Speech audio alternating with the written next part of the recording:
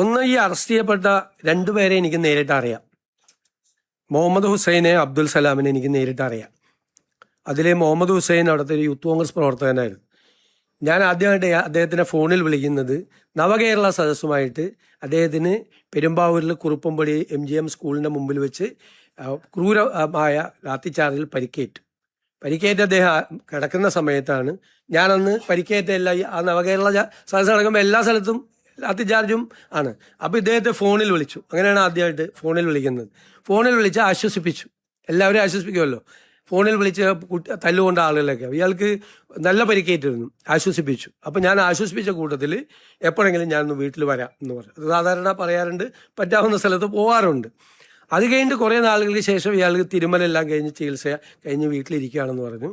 ഞാൻ ഇദ്ദേഹമുള്ള ആ വെങ്ങോല പഞ്ചായത്തിലൊരു പരിപാടിക്ക് പോയി കഴിഞ്ഞപ്പോൾ MLA-യോടും അവിടുത്തെ പാർട്ടി ഭാരവാഹികളോടും ഒപ്പം അവരെല്ലാം കൂടി പറഞ്ഞു ഒന്ന് പോകണം, സാറ് വാക്ക് കൊടുത്തിട്ടുള്ളതാണെന്ന് പറഞ്ഞാൽ ആ വീട്ടിൽ പോയി ഇദ്ദേഹത്തെ കണ്ടതിന് ഫോട്ടോസൊക്കെ ഉണ്ട്. അതിനുശേഷം ഇയാൾ എന്നെ 3 or 4 പ്രാവശ്യം പല സ്ഥലത്ത് വെച്ച് കാണാൻ വന്നിട്ടുണ്ട്. അപ്പോഴെല്ലാം നമ്മളൊരു പോലീസ് മർദ്ദനത്തിൽ പരിക്കേറ്റ ഒരാളെന്നുള്ള നിലയിലുള്ള ഒരു ഒരു ഒരു താല്പര്യം കാണിച്ചിട്ടുണ്ട് അയാളോട്. അങ്ങനെയല്ലേ? അടികൊണ്ട് വന്ന പിള്ളേർ വരുമ്പോൾ നമ്മളൊന്ന് ചേർത്ത് നിർത്തും, തീർച്ചയായിട്ടും അത് നിർത്തിയിട്ടുണ്ട്.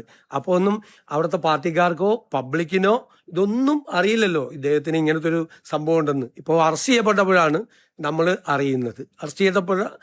അറിയുന്നത്. അല്ലാതെ ആർക്കും അത് അറിയില്ല. അത് എൻ്റെ സോഷ്യൽ മീഡിയ ടീമിലൊന്നുമില്ല. എനിക്ക് പ്രതിപക്ഷ നേതാവായിരിക്കുമ്പോഴും സോഷ്യൽ മീഡിയ ടീമില്ല, ഇപ്പോഴും സോഷ്യൽ മീഡിയ ടീമില്ല. ഞാനൊരു കോർഡിനേറ്ററെ ഒന്നും ഒരു സ്ഥലത്തും വെച്ചിട്ടില്ല. നിങ്ങളൊരു കാര്യം മനസ്സിലാക്കേണ്ടത് എന്താണ്, ഈ ആളെ തൂഫാൻ പദ്ധതി പ്രകാരം അറസ്റ്റ് ചെയ്തു. നിങ്ങൾക്ക് ആർക്കെങ്കിലും അയാൾക്ക് വേണ്ടിയിട്ട് ഏതെങ്കിലും ഒരാളെ ഇടപെട്ടു എന്നുള്ളതിൻ്റെ ആക്ഷേപമുണ്ടോ? അറസ്റ്റ് ചെയ്ത് ജയിലിലാണ്, റിമാൻഡ് ചെയ്തു, പ്രൊട്ടക്റ്റ് ചെയ്തില്ല, ഒരാളെ പ്രൊട്ടക്റ്റ് ചെയ്തില്ല. പിന്നെ പലരും വന്നിട്ട് ഇപ്പൊ ഗോവിന്ദൻ മാഷ് പറഞ്ഞ് എന്താണ്, മുഖ്യമന്ത്രിയുടെ ഓഫീസിൽ മുഴുവൻ ലഹരി കച്ചവടമാണെന്ന്.